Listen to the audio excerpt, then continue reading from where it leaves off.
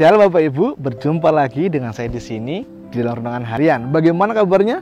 Semua sehat, semangat, ceria? Harus dong. Baik, sebelum kita bersama-sama mendengarkan firman Tuhan, mari kita bersatu di dalam doa. Kita berdoa. Ya Tuhan, kami mengucap syukur untuk setiap kehidupan kami, untuk setiap kasih setiamu yang tidak pernah berkesudahan. Saat ini Tuhan, kami hendak bersama-sama merenungkan sabdamu. Biarlah sabdamu tetap menjadi penyemangat di dalam kehidupan kami. Bersabdalah Tuhan, karena kami siap untuk mendengarkan. Amin. Firman Tuhan pada hari ini akan saya bacakan dari Matius 18 ayat yang pertama hingga kelima. Matius 18 ayat yang pertama hingga kelima. Demikian firman Tuhan. Siapa yang terbesar dalam kerajaan surga? Pada waktu itu datanglah murid-murid itu kepada Yesus dan bertanya, siapakah yang terbesar dalam kerajaan surga? Maka Yesus memanggil seorang anak kecil dan menempatkannya di tengah-tengah mereka, lalu berkata, aku berkata kepadamu, sesungguhnya jika kamu tidak bertobat dan menjadi seperti anak kecil, kamu tidak akan masuk ke dalam kerajaan surga. Sedangkan barang siapa merendahkan diri dan menjadi seperti anak kecil ini, dialah yang terbesar dalam kerajaan surga. Dan barang siapa menyambut seorang anak seperti ini dalam namaku, ia menyambut aku. Demikian pembacaan firman Tuhan. Berbaiklah kita tidak hanya membaca, melainkan menerapkan serta merefleksikan di dalam kehidupan kita sehari-hari. Haleluya. Bapak Ibu terkasih, sebuah persaingan adalah hal yang sering kita jumpai di dalam kehidupan kita, baik itu yang masih sekolah, bekerja, kuliah, di masyarakat, dan sebagainya. Yang namanya persaingan pasti ada. Tetapi kenapa persaingan selalu hadir, selalu ada, dan selalu terjadi? Karena kecenderungan manusia itu sangat ingin sekali untuk dihargai, sangat sekali ingin dipandang, sangat sekali ingin ditinggikan dan dipuji, dan menjadi sebuah hasrat yang mendarah daging hingga ke semua lapisan masyarakat. Dalam bacaan kita pada hari ini hendak memperlihatkan bagaimana cara Yesus mengontraskan pengajarannya dengan standar dunia ini. Ketika murid-muridnya memakai standar dunia dalam konsep sebuah kerajaan Allah, Yesus tidak segera menanggapi dengan serius, tetapi ia memanggil seorang anak kecil dalam rangka mengajarkan konsep yang benar. Kenapa? Kenapa kok Tuhan Yesus di sini menggunakan konsep anak kecil? Karena anak kecil selalu diposisikan tidak penting, lemah, tidak berdaya, tidak dapat memimpin, dan tidak memiliki ambisi yang menumpuk atau tidak memiliki kedudukan. Karena biasanya orang yang sudah besar menganggap kue cah wingi sore, dan selalu dianggap seperti itu. Mereka yang masih kecil pasti dianggap seperti lemah dan tidak berdaya. Tetapi di sini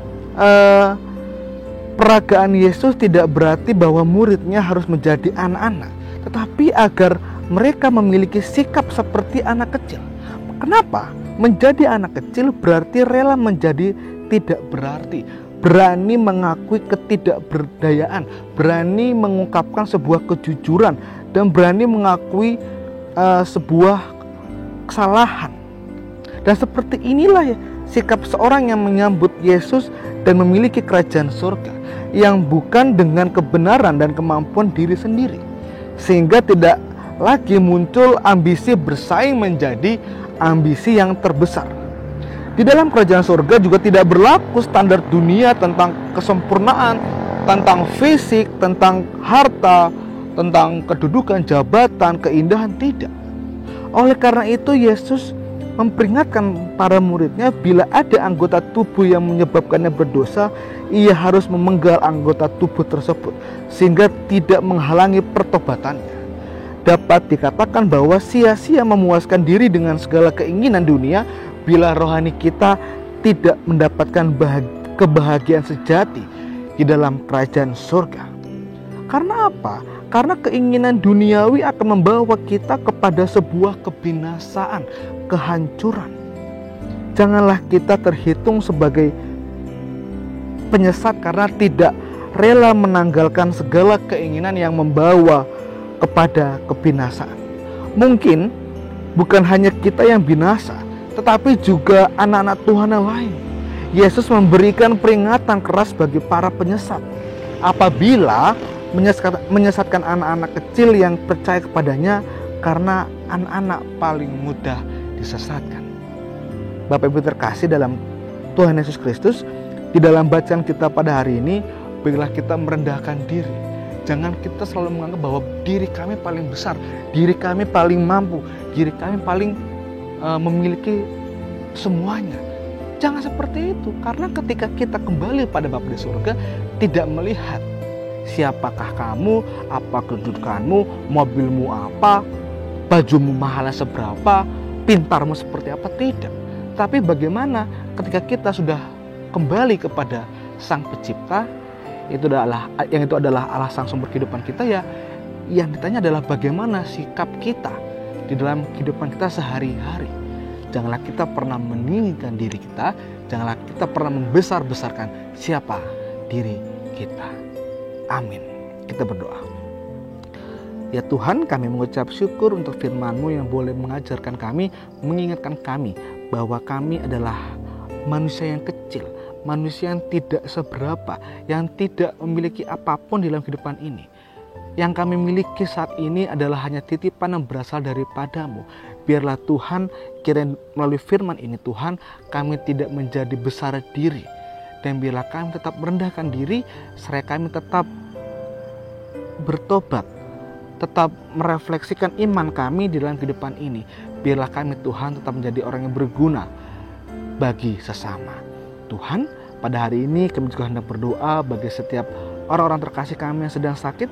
Biarlah Tuhan yang menyembuhkan, Tuhan yang menguatkan, Tuhan yang beri semangat sehingga mereka dapat kembali merasakan bahwa kasih Tuhan begitu nyata untuk dipulihkan di dalam mujizatnya. Kami juga hendak berdoa Tuhan untuk kehidupan kami, biarlah Tuhan senantiasa menaungi kami sehingga kehidupan kami tetap seturut ke dalam ajaran-Mu.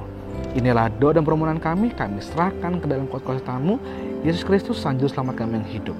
Amin. Demikian renungan pada hari ini, sampai berjumpa lagi dengan harian berikutnya. Dadah, Tuhan Yesus memberkati.